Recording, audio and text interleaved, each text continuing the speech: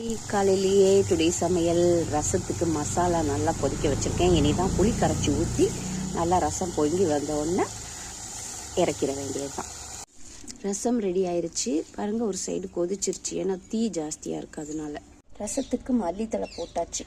இப்படி நீங்கள் ரசம் வச்சு இறக்குனதுக்கப்புறம் போட்டிங்கன்னா அந்த ஹீட்டில் அந்த மல்லித்தழை வெந்து சூப்பர் ஃப்ளேவராக இருக்கும். ரசமும் ரொம்ப நல்லாயிருக்கும், உடம்புக்கு ரொம்ப குளிர்ச்சி. ஓகே, இன்றைக்கி என்ன கூட்டுன்னு பார்த்தீங்கன்னா கேரட் பொரியல் பண்ண போகிறேன். அதுக்கு தான் காலையிலே பொடி பொடியாக கட் பண்ணி வச்சா தான் ரொம்ப நல்லாயிருக்கும். பட் டைம் இல்லை, அதனால் நான் இதில் வச்சு சீவி கேரட் பொரியல் பண்ண போகிறேன்.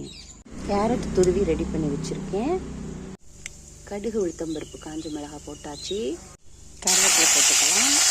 தாளிச்சதோட கேரட் துருவலும் சேர்த்தாச்சு. இனி லைட்டாக கொஞ்சமாக உப்பு போட்டு நல்லா கிளறி விட்டுட்டு மூடி வச்சுக்கணும். கொஞ்சமாக சால்ட்டு சேர்த்துருக்கேன். நல்லா இந்த மாதிரி கிளறி விட்டுட்டு கொஞ்ச நேரம் மூடி வச்சுக்கலாம். விறகடுப்பு சமையல் தனி டேஸ்ட்டு தாங்க. அந்த ஸ்மோக் ஸ்மெல்லோடு சாப்பிட்றதுக்கு சூப்பராக இருக்கும்.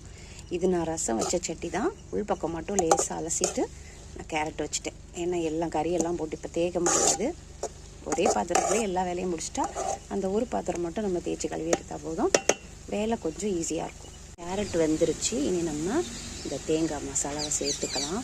கேரட் சீக்கிரம் வெந்துடும். இன்னொன்று முழுமையாக நம்ம வேக விடணும்னு அவசியம் இல்லை. ஒரு அரை வேக்காடு ஹாஃப் பாயில்டில் எடுத்தாலே அது ரொம்ப ஹெல்த்தியானது.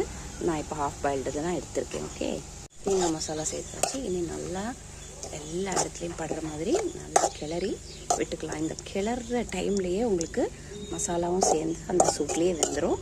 உடனே நம்ம இறக்கிக்கலாம். இனி மூடி வைக்க தேவையில்லை. சோறு கொதிக்க ஆரம்பிச்சுட்டு 2 கம்பு மட்டும்தாங்க வச்சுருக்கேன். சின்ன தீயில வச்சா போதும். ஏன்னா சோறு கொதிக்க ஆரம்பிச்சிட்டுனா அப்புறம் வெளியில் கொட்ட ஆரம்பிச்சிடும். அதனால சின்ன தீயில 2 கம்பு மட்டும் வச்சு நீங்கள் வச்சா போதும். பாருங்கள் இப்போவே எப்படி கொதிக்குதுன்னு. நேற்று நைட்டில் இருந்து இன்னைக்கு காலையிலேக்குள்ளே நான் இங்கே பாருங்கள், இது 9வது ப்ளவுஸ் அடிச்சிட்ருக்கேன். 9 ப்ளவுஸ் அர்ஜென்ட்டு கொடுக்கணும். அதாவது தையல் தொழிலில் பெரிய கஷ்டமான தொழில் மாதிரி நிறைய பேர் வீடியோ போடுறாங்க. இது ஒன்றும் பெரிய கஷ்டமான தொழில் கிடையாது. வீட்டு சமையலை பார்த்து வீட்டையும் பார்த்துட்டு குழந்தைங்கள பார்த்து படிப்பை பார்த்துட்டு இது செய்கிறது பெரிய கஷ்டம் ஒன்றும் கிடையாது. தயவுசெய்து ரொம்ப கஷ்டமான வீடியோவாட்டு போடாதீங்க. இது நல்ல ஒரு தொழில், ஈஸியான தொழில். இதில் ஒரு பெரிய கஷ்டம்லாம் கிடையாது. ஓகே, இந்த வீடியோ பிடிச்சிருந்தா லைக் பண்ணுங்கள், ஷேர் பண்ணுங்கள், கமெண்ட் பண்ணுங்கள், மறக்காமல் சப்ஸ்கிரைப் பண்ணுங்கள். பாய்.